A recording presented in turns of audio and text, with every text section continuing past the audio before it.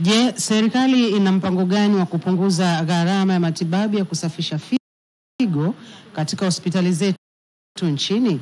Swali hili limeelekezwa Wizara ya Afya na Naibu Waziri Dr. Godwin Mollel anatoa majibu ya swali hilo.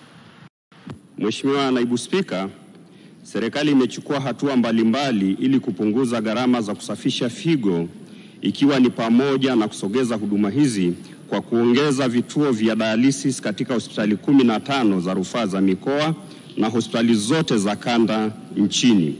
Vile serikali itaongeza wadau na taasisi zinazoingiza vitendanishi, vifaa tiba na dawa zinazozitumikazo badala ya kuacha mtu mmoja au taasisi kutawala soko bila kuruhusu ushindani.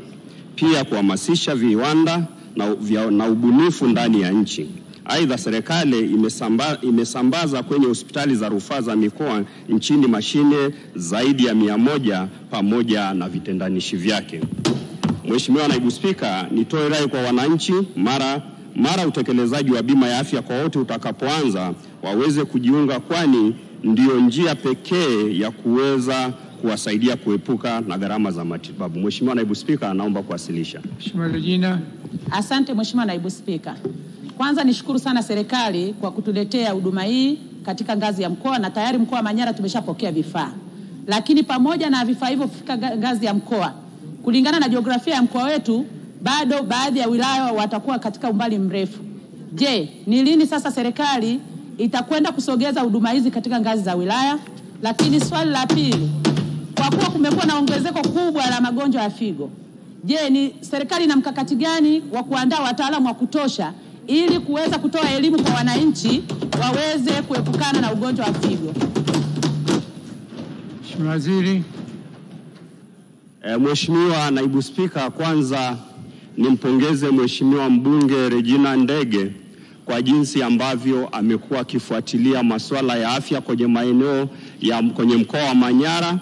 Amekuwa akifuatilia kwenye wilaya mbalimbali akishirikiana na wabunge wa majimbo husika.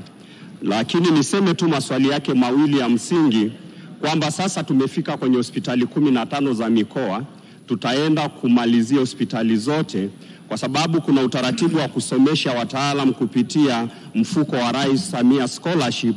Wataalamu watakapopatikana basi tutashusha, watapokuwepo na wataalamu wenye uwezo ndani ya halmashauri zetu, na kila wilaya sasa tutaanza kwenda polepole na wilaya ziwezeshe kufanya huduma hiyo kama ambavyo mbunge ameomba. Lakini swali lake la pili, swala la kutoa elimu, mimi nipokee, na kwa kweli kuna wataalamu. Sisi tutakachoongeza kwamba hata kwenye kliniki kila mahali ambayo elimu inatolewa kuhusu magonjwa mengine, tutahakikisha hatusahau kutoa elimu kuhusu matatizo ya figo. Mheshimiwa Sichwale. Hayupo.